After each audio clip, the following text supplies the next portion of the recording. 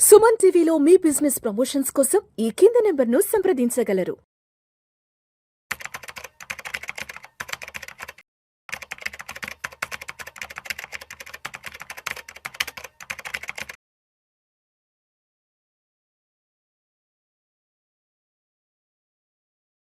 నమస్తే, welcome to Suman TV. నేను Vishnu.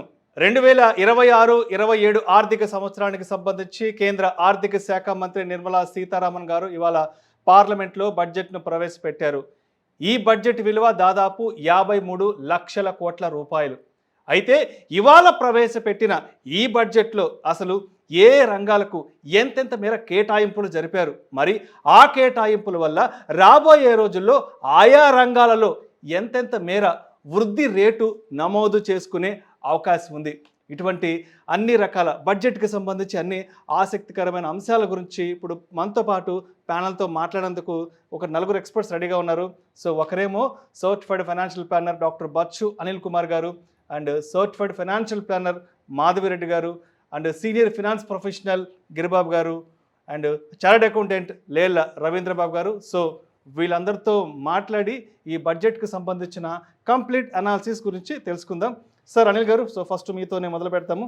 Sir, budget ప్రవేశపెట్టడానికి ముందు మార్కెట్లో కాస్త ఫ్లాట్గానే రావడం జరిగింది.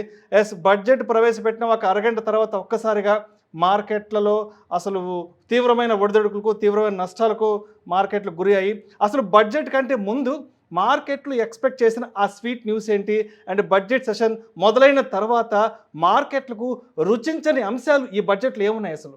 సో ఫస్ట్ థింగ్, అన్నిటికన్నా ఇంపార్టెంట్ ఏంటంటే ఎక్స్పెక్టేషన్ ఏముండిందంటే లాస్ట్ ఇయర్ మేజర్ ప్రాబ్లం ఏంటి, ఒక 4 లక్షల కోట్ల వరకు ఎఫ్ఐఐస్ సెల్లింగ్ చేస్తూ పోయారు. వాళ్ళ డబ్బుని కాపాడాలి, మళ్ళీ తిరిగి ఉంచాలి, రావాలి అంటే మాత్రం ఒకటి ఎస్టీసీ తీసేయడం కానీ, లేదంటే long term capital gain only ఈ ఎఫ్ఐఐస్కి తక్కువ చేయడం కానీ, రెండిట్లో ఏదో ఒకటి చేస్తే ఏంటంటే ఇటువైపు డాలర్ పడుతున్నప్పుడు వాళ్ళకి ఎఫెక్టివ్ రిటర్న్స్ అనేవి నెగిటివ్గా వెళ్ళిపోతూ ఉన్నాయి. ఈ రెండు అడిషనల్గా ఇట్లాంటి వాటి వల్ల. సో అది ఒకటి మేజర్ అంశం. ఎక్స్పెక్టేషన్ ఏంటంటే అట్లీస్ట్ దాని మీద కామెంటో లేకపోతే ఏదన్నా ఒక్కటన్నా చేంజ్ చేస్తారు, అది ఎస్టీటీ ఎత్తేస్తారు అని ఎక్స్పెక్టేషన్ ఉంటుంది మార్కెట్లో అందరికి. అది ఒకటి పెద్ద దెబ్బ తగిలింది. దానివల్ల ఆ ఎక్స్పెక్టేషన్ కాకపోవడము, అండ్ మేజర్ సెక్టర్స్ ఏదైతే కంటిన్యూస్గా ఫ్యూ ఇయర్స్ నుంచి సపోర్ట్ చేస్తున్న సెక్టర్ గురించి అసలు మాట్లాడలేదు, వేరే సెక్టర్స్ గురించి మాట్లాడారు. ఈ రెండింటి వల్ల ఏమైందంటే ఎవరైతే వాళ్ళ పొజిషన్స్ తీసుకున్నారో ఆ సెక్టార్స్లో, వెదర్ ఇన్ఫ్రా గురించి కానీ డిఫెన్స్లో కానీ ఇట్లాంటి స్టాక్స్ జనరల్గా బడ్జెట్లో ఇవి బాగా అలొకేషన్ రావచ్చు, ఆర్ ఇంపార్టెన్స్ ఉండొచ్చు అనే వాటికి రాకపోయేసరికి డిసప్పాయింట్మెంట్ అయ్యి మాత్రం ఇన్వెస్టర్స్ వాళ్ళు లాభాలే కానీ ఆ నష్టానికి కూడా బుక్ చేసుకొని సెల్ చేశారు. అందుకే మార్కెట్స్ ఒక దశలో నియర్లీ 1600 పాయింట్లు సెన్సెక్స్ డౌన్ అయింది. నిఫ్టీ కూడా 650-700 పాయింట్స్ డౌన్ అయిపోయింది. సో కాకపోతే ఏంటంటే ఆఫ్టర్ సమ్ టైం ఏంటంటే కొన్ని సెక్టర్ అడిషనల్గా ఇప్పుడు ఫార్మా కానీ కొన్ని వేరే వాటికి ఇచ్చారు కాబట్టి కొంచెం రికవర్ అయింది లేటర్. సో ఈ ఎక్స్పెక్టేషన్స్ తగ్గట్టు అనౌన్స్మెంట్స్ ఏమి లేకపోవడం మేజర్ డిసప్పాయింట్మెంట్ మార్కెట్స్ కానీ. రైట్. సో మాధవిరెడ్డి గారు, మీ దగ్గరికి వచ్చేస్తున్నాను. బడ్జెట్ కంటే ముందు ఇన్వెస్టర్స్ ఎక్స్పెక్ట్ చేసిన అనౌన్స్మెంట్స్ ఏంటి, అండ్ నిర్మలమ్మ గారు అనౌన్స్మెంట్ చేసిన తర్వాత మార్కెట్కి నచ్చని అంశాలు బడ్జెట్లో ఏమున్నాయి అసలు? సో లాస్ట్ 1.5 ఇయర్ నుంచి ఇన్వెస్టర్స్ అందరూ కూడా కాస్త డిసప్పాయింట్ అయి ఉన్నారు. అంటే నాట్ ఓన్లీ సార్ చెప్పినట్టుగా ఎఫ్ఐఐసే కాదు, మన డొమెస్టిక్ ఇన్వెస్టర్స్ కూడా మార్కెట్లో మిగతా మార్కెట్స్ అన్ని బాగా పెర్ఫార్మెన్స్ చేసేటప్పటికి మన ఇండియన్ మార్కెట్స్ లో ఎవరైతే పెట్టారో వాళ్ళు కొంచెం డిసప్పాయింట్ అయి ఉన్నారు. సో దే ఆర్ ఎక్స్పెక్టింగ్, అంటే ఇప్పుడు వాళ్ళు ఎట్లా చూస్తున్నారంటే ఎస్టీటీని అంటే ఒక ట్రేడింగ్ ఒక సిన్ గూడ్స్ లా చూస్తున్నారు. మనకి సిగరెట్ల మీద మీరు స్మోక్ చేస్తే మీకు పెంచుతాము అన్నట్లుగా ఈ F&O మీద ఎవరైతే చేస్తున్నారో దాని మీద ఎస్టీటీని పెంచారు. అంటే ఏంటి, these are all like sin goods. మరి ఇంతలాగా మీరు పీనలైజ్ చేస్తున్నప్పుడు ట్రేడింగ్ ని ఎవరైతే ఇన్వెస్ట్మెంట్ చేస్తున్నారో వాళ్ళని ఇన్సెంటివైజ్ చేయాలి కదా, వాళ్ళని ఎంకరేజ్ చేయాలి కదండి. మీరు ఒకవైపు ట్రేడింగ్ వద్దంటున్నారు, మరి ఇన్వెస్టింగ్ అనేది మంచిదనే, ఎకానమీ దాని మీద డిపెండ్ అయ్యి ఉంది. మేము అందరం కూడా చెప్తున్నాం, వచ్చి అందరూ ఇన్వెస్ట్ చేయండి, లాంగ్ టర్మ్ ఇన్వెస్ట్మెంట్ చేయండి, మ్యూచువల్ ఫండ్స్లో కానీ స్టాక్ మార్కెట్లో కానీ. వాళ్ళు ఇన్సెంటివైజ్ చేసినట్టు ఏం చెప్పారు? అప్పటికే లాస్ట్ టైం 10% ఉన్నదాన్ని లాంగ్ టర్మ్ క్యాపిటల్ గెయిన్ని 12.5% చేశారు. సో అప్పుడే చాలా వరకు డిసప్పాయింట్ అయ్యారు. డిసప్పాయింట్ అయినా ఓకే, మార్కెట్లో రిటర్న్స్ వస్తే ఇది కవర్ చేసుకోవచ్చులే అనుకున్నారు. ఒకవైపు మార్కెట్లో రిటర్న్స్ రాలేదు, ఒకవైపు 10% నుంచి 12.5% క్యాపిటల్ గెయిన్ పెంచారు, సో దాన్ని ఏమైనా రోల్ బ్యాక్ చేస్తారేమోనని ఎక్స్పెక్ట్ చేశారండి ఈసారి. అట్లీస్ట్ ఏంటంటే లాంగ్ టర్మ్ ఇన్వెస్ట్మెంట్ అనేది పాజిటివ్గా తీసుకెళ్ళాలి. అది మన అందరం తీసుకెళ్తున్నాము. అలానే గవర్నమెంట్ కూడా ఎవరైతే లాంగ్ టర్మ్గా ఉంటున్నారో వాళ్ళని కొంచెం ఎంకరేజ్ చేయాలి. అది మనకి అసలు ఖచ్చితంగా కనిపించలేదు. ఇంకొకటి ఏంటంటే ఎప్పుడైతే ఈ డెట్ ఇన్స్ట్రుమెంట్స్ అండి, అంటే ఎస్పెషల్లీ ఎప్పుడైతే బ్యాంకుల్లో ఎఫ్డీస్ మీద ఇంట్రెస్ట్లు బాగా తగ్గించారు, మనకి దాదాపుగా ఇంట్రెస్ట్ రేట్స్ రెపో రేట్స్ తగ్గించడంతో ఇంట్రెస్ట్ రేట్ పడగానే ఎక్కడైనా వాళ్ళు మార్కెట్ వాల్టిలిటీ వద్దు, కొంచెం బ్యాంక్ ఇంట్రెస్ట్ కన్నా బెటర్ ఏముంది అంటే మనందరం చెప్పేవాళ్ళం మ్యూచువల్ ఫండ్స్లో డెట్ ఫండ్స్లో పెట్టుకోండి అని. ఈ డెట్ ఫండ్స్లో 2 years బ్యాక్ ఏం చేశారు, దానిలో కూడా ఇండెక్సైజేషన్ తీసేశారు. దాంట్లో కూడా 20% బ్రాకెట్ తీసేసి as per your slab rate అని మార్చేశారు. మార్చేసిన తర్వాత అక్కడి నుంచి చాలా అవుట్ఫ్లోస్ వెళ్ళిపోయాయండి. ఇక అది కూడా ఎవరైతే కొంచెం ఈ డెట్ ఫండ్స్లోకి వస్తారో వాళ్ళు కూడా డిస్కరేజ్ అయిపోయి వెళ్ళిపోయారు. అది మళ్ళీ రోల్ బ్యాక్ చేసి డెట్ ఇన్స్ట్రుమెంట్స్ అయినా అట్లీస్ట్ ఈ డెట్లో పెట్టిన వాళ్ళకైనా మళ్ళీ ఆ 20% పెట్టడము, ఇండెక్సైజేషన్ మళ్ళీ తీసుకురావడము, ఇలా ఎంకరేజ్ చేస్తే అట్లీస్ట్ మనకి ఈ ట్రేడింగ్లోకి వెళ్లకుండా ఉంటారు కదండి. మీరు ఒక వైపు ఏమో ఇక్కడ ఇంట్రెస్ట్ రేట్లు తగ్గిస్తారు, ఒకవైపు పోనీ ఇంకెక్కడికైనా వెళ్ళి ఇప్పుడున్న ఇన్ఫ్లేషన్కి 10% కన్నా రిటర్న్ తక్కువ వస్తే ఎక్కడి వరకు అవుట్ వచ్చి, సో 10% అబౌవ్ రావాలి కదా. మరి ఎక్కడ వెతుక్కోవాలి మీరు చెప్పండి. ఒకవైపు ఏమో అక్కడ బ్యాంకుల్లో ఇంట్రెస్ట్ రేట్లు తగ్గించారు, పిఎఫ్ల మీద, ఎన్ఎస్సి సర్టిఫికేట్స్ మీద, మీరు దేని మీదైనా చూడండి 7-8%. ఆ 7-8% ఇన్ఫ్లేషన్ ఎక్కడ కర్బ్ చేస్తుంది. సో వాళ్ళు పోనీ ఇంకెక్కడైనా డెట్ ఇన్స్ట్రుమెంట్స్ లోనైనా పెట్టుకుందామని ఇక్కడికి వస్తే ఇక్కడేమో మీరు యాజ్ పర్ స్లాబ్ రేట్ మార్చేస్తారు, ఇండెక్సైజేషన్ తీసేస్తారు. ఒకవైపు ఏమో లాంగ్ టర్మ్ గా పోనీ క్యాపిటల్ మార్కెట్ లోకి వచ్చి మ్యూచువల్ ఫండ్స్ లో పెట్టాలంటే అక్కడ 10 నుంచి 12.5% చేస్తారు. So where the investor has to go. ఏముంది instrument, better instrument where they can beat the inflation. దానికి సొల్యూషన్ అనేది కనిపించలేదు. So immediately markets have take it back. So immediate గా మనం ఆల్మోస్ట్ సెన్సెక్స్ ఒక టైంలో 1100 పాయింట్స్ ఒక చాలా వరకు తగ్గింది. ఒకవైపు 25,000 కూడా ఒక టైంలో బ్రేక్ అయిపోయింది Nifty. So this is what the response has given from the markets. Right, thank you Madhu Reddy గారు. సో ఎస్ గిరిబాబు గారు, మీ దగ్గరకు వచ్చేస్తున్నాను. గిరిబాబు గారు, గత సంవత్సర కాలంగా మార్కెట్లు అయితే మాత్రం కంప్లీట్గా నెగిటివ్ రిటర్న్స్ వస్తున్నాయి. ఆల్మోస్ట్ 18 months నుంచి మనం చాలా సందర్భాల్లో కూడా మాట్లాడుకున్నాం. సరే, ఈసారి బడ్జెట్ కన్నా మార్కెట్లను మెప్పించే విధంగా అనౌన్స్మెంట్స్ ఏమన్నా ఉంటాయేమో, ఎస్ ఇక్కడ నుంచి మార్కెట్లను ముందుకు తీసుకెళ్లే విధంగా, మార్కెట్లకు మద్దతు దొరికే విధంగా ఎస్ నిర్మలమ్మ గారి స్పీచ్ ఉంటుందంటూ కూడా యావత్ భారతదేశంలో ఉన్న ప్రతి ఒక్క ఇన్వెస్టర్ కూడా ఇవాళ వెయిట్ చేయడం జరిగింది. బట్ అందరి అంచనాలను తారుమారు చేసే విధంగా ఎస్ ఇవాళ ఎటువంటి స్టేట్మెంట్స్ మనం చూసాము నిర్మలమ్మ గారి స్పీచ్లో, ఎస్పెషల్లీ మార్కెట్స్కి సంబంధించి, పెట్టుబడిదారులకు సంబంధించి? యాక్చువల్గా మీరు తనది 9th బడ్జెట్ ప్రజెంట్, 9వ. ఈ 9 బడ్జెట్లో కనుక చూస్తే ఎప్పుడు కూడా మార్కెట్స్ని మెప్పించడం కోసం ఎప్పుడు ఈ గవర్నమెంట్ చెయ్యదు కూడా. అలా ఎక్స్పెక్ట్ చేయడమే తప్పు. ఫస్ట్ ఆఫ్ ఆల్ ఇప్పుడు ఎస్టీటీ పెంచడం అనేది గవర్నమెంట్ పర్స్పెక్టివ్లో స్పెక్యులేషన్ని కట్ చేద్దాము అని సెబీ క్లియర్ కట్ చెప్తోంది. 92% of traders are losing the money అని. అది ఎక్కడ జరుగుతోంది? స్టాక్ మార్కెట్లో డైలీ జరిగే ట్రేడింగ్లో 95% ఆఫ్ వాల్యూమ్ కమ్స్ ఫ్రమ్ ఎఫ్&ఓ. అక్కడ కనుక మనం కట్ చేయగలిగితే ప్రజల్లో స్పెక్యులేషన్ భావాన్ని తగ్గించేసి సేవింగ్స్ మోడ్లోకి తీసుకెళ్ళాలి. చేయాలంటే ఏం చేయాలి అని చాలా స్టెప్స్ సెబీ తీసుకుంది. ఇప్పుడు గవర్నమెంట్ ఆఫ్ ఇండియా కూడా ఒక విధంగా ఎస్టేట్ ఇంక్రీజ్ చేయడం ద్వారా ఆ స్టెప్ తీసుకుందందుకు మనం అర్థం చేసుకోవచ్చు. ఇదంతా మార్కెట్ పర్స్పెక్టివ్లో. కానీ గవర్నమెంట్ గుర్తుపెట్టుకోండి, గవర్నమెంట్ ఎప్పుడు కూడా ఒక మార్కెట్ పర్స్పెక్టివ్లో ట్రేడర్ పర్స్పెక్టివ్ ఎప్పుడు ఆలోచించదు. ఎగ్జాక్ట్లీ. ఎందుకంటే 5% of Indian only trading in the stock market, just 5%. 95% of population government is responsible. అంటే గవర్నమెంట్ 100% ప్రజలకి రెస్పాన్సిబులే. బట్ అందులో 5% జనాభా మాత్రమే స్టాక్ మార్కెట్లో ట్రేడ్ చేస్తూ క్యాపిటల్ మార్కెట్లో పార్టిసిపేట్ చేస్తున్నారు. సో వీళ్ళకేం ఇవ్వాలి, వీళ్ళకేం బెనిఫిట్ చేయాలి అని ఆలోచిస్తే అది కరెక్ట్ కాదు. అది ఆలోచించదు కూడా. గత 9 బడ్జెట్లో జరిగింది అదే, ఈ బడ్జెట్లో జరిగింది అదే. నేను చూసింది ఏంటంటే ఇది long term oriented growth budget, అందులో డౌటే లేదు. అందులో ఇప్పుడు మనం ఫర్ ఎగ్జాంపుల్ ఈ గవర్నమెంట్ ఎంఎస్ఎంఈ గురించి చాలా మెజర్స్ తీసుకొచ్చింది. షీ అనే ఒక పథకం తీసుకొచ్చింది. తర్వాత ఎంటర్ప్రీనర్స్కి ఎంకరేజ్ చేసింది. ఇవన్నీ మనము రాబోయే 10 సంవత్సరాల్లో ఏం చేయగలమో ఆలోచిస్తూ స్టెప్ వేసింది.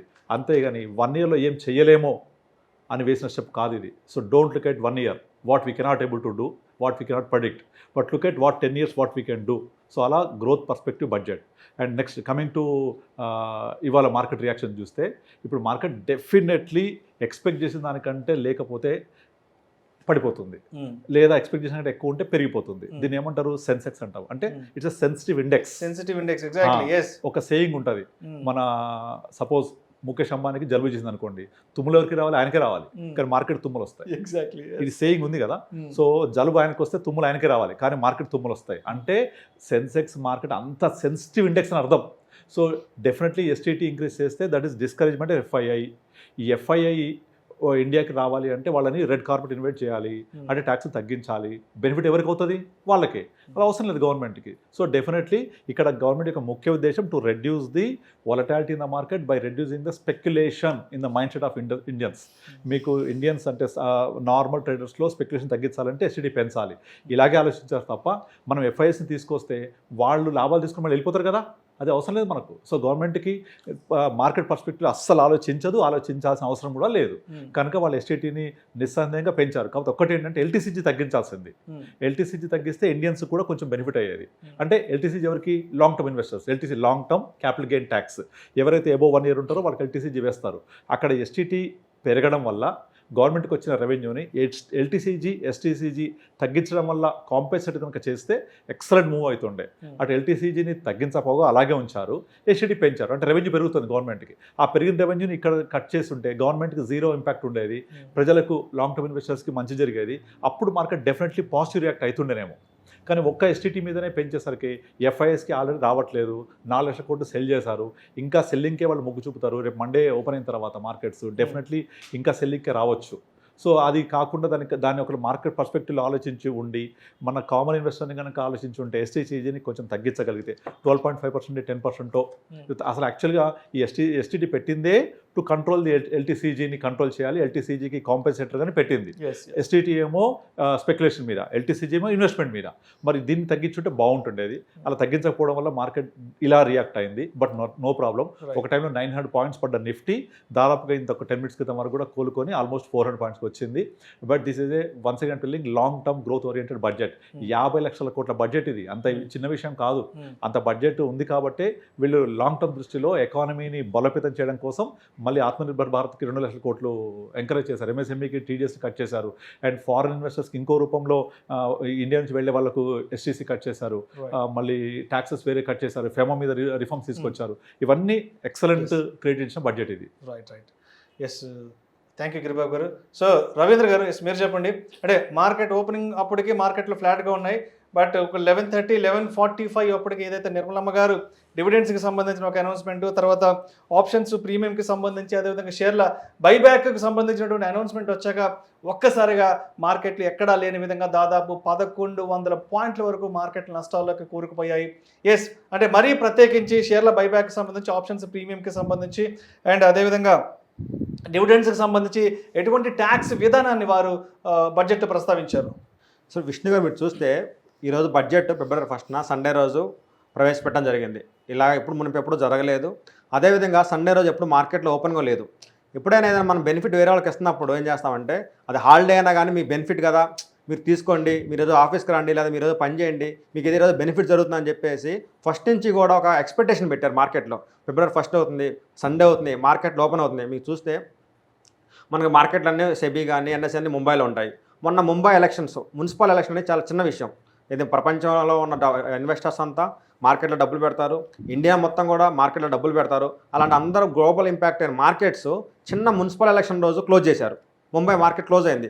కానీ ఈరోజు February 1st సండే రోజు మార్కెట్స్ ఓపెన్లో పెట్టారు. ఎందుకు? ఏదో విత్ ఎక్స్పెక్టేషన్ దట్ నేను మీకు ఏదో ఇచ్చేస్తున్నాను, మీకు ఏదో పాజిటివ్ జరుగుతుంది, ఏదో మేజర్ బూస్ట్ ఇస్తున్నాను. అదర్వైజ్ February 1st రోజు సండే రోజు పెట్టి అందరినీ రెస్ట్ తీసుకున్న వాళ్ళని నేను చెప్పినట్టు వినాలి, మీరు నేను చెప్పింది వినాలి, ఏదో జరుగుతుంది అని ఒక హైప్ క్రియేట్ చేసి February 1st సండే పెట్టేదానికి ఏదో జరుగుతుంది, ఏదో వస్తున్నాను ఒక ఎక్స్పెక్టేషన్స్తో మేడం గారు స్పీచ్ మొదలు పెట్టక ముందు అందరూ కొంటాన్ని మొగ్గు చూపి పాజిటివ్లో 400 points 300 points పాజిటివ్ పోయింది.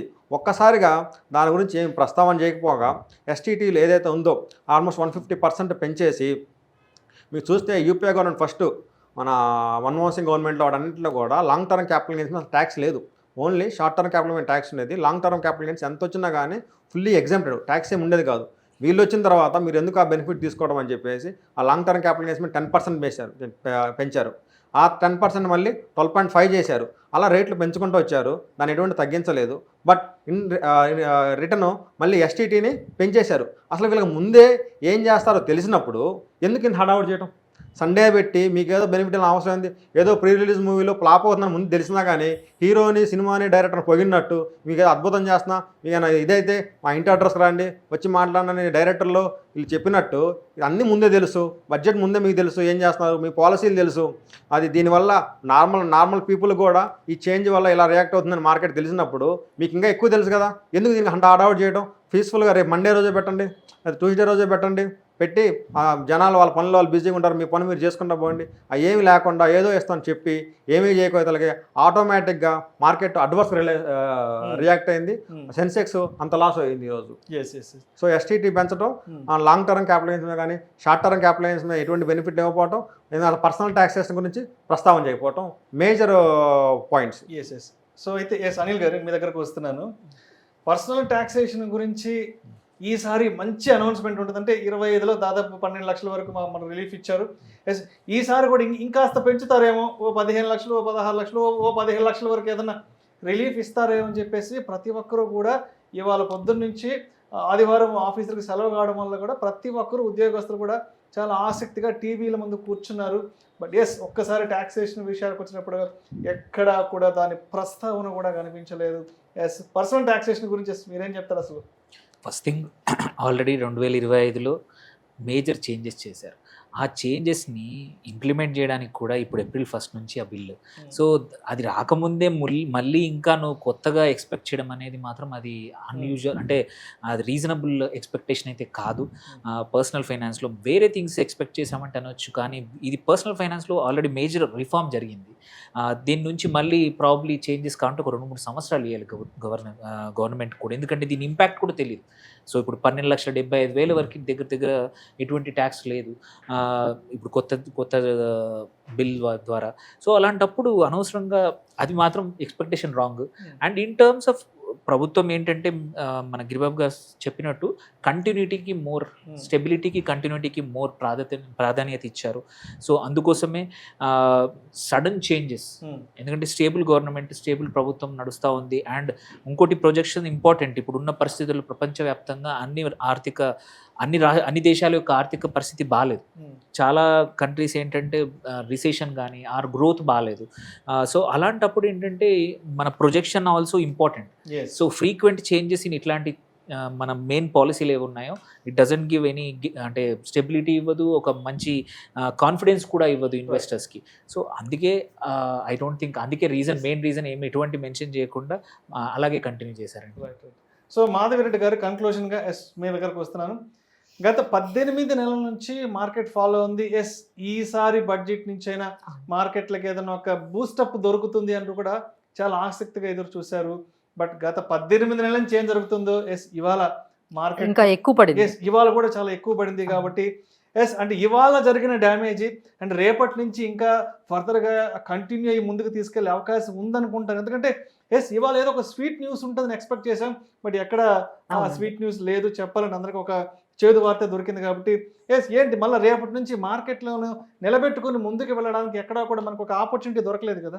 అంటే మార్కెట్స్లో ఇక్కడ మనం స్టాక్ స్పెసిఫిక్గా, సెక్టార్ స్పెసిఫిక్గా కొంచెం పాజిటివ్గానే మనము ఉండే అవకాశం ఉందండి. ఎందుకంటే వాళ్ళు చెప్పిందంతా కూడా ఈసారి అంతా కూడా ఎకనామిక్ గ్రోత్ గురించి, డిసిప్లిన్ గురించి, transparency and is of doing business మా మీద, అంటే మా ఏదైతే ఈ స్ట్రక్చర్ ఉందో దాని మీద మీకు కాన్ఫిడెన్స్ పెరగాలనే దాని మీదే మనకి కనిపించిందండి. అంటే ఫిజికల్ ప్రుడెన్స్ అంటారు. అంటే మేము డెట్ టు జీడిపి రేషియో 55% చేస్తున్నాము. తర్వాత ఫిజికల్ డెఫిసిట్ 4.4%కే ఇంకా తగ్గిస్తున్నాము.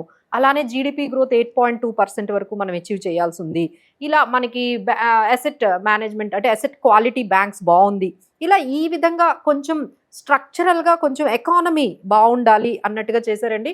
బట్ ఇక్కడ మేజర్గా కనిపించింది ఏంటంటే ఈ 50% టారిఫ్స్ వల్ల ఏ ఇండస్ట్రీస్ అయితే బాగా బర్డన్ ఫీల్ అయ్యాయో, లైక్ మీరు టెక్స్టైల్స్ తీసుకోండి, ఎలక్ట్రానిక్స్ తీసుకోండి, ఫార్మా తీసుకోండి, ఇలా ఏవైతే కొంచెం బాగా బీటనప్ అయ్యాయో ఈ 50% టారిఫ్స్ వల్ల వాటి మీద బాగా కాన్సన్ట్రేట్ చేశారండి. సో టెక్స్టైల్స్కి అసలు టెక్స్టైల్ కారిడార్స్ కానీ, వాళ్ళకి స్పెషల్ ప్యాకేజెస్ కానీ, ఈ ఎక్స్పోర్ట్స్ మీద అయితే బాగా, అంటే this is all because of ఇక్కడ మనము ఈ రీసెంట్గా యూరోపియన్ యూనియన్ ఇండియా డీల్ చాలా పెద్దదండి.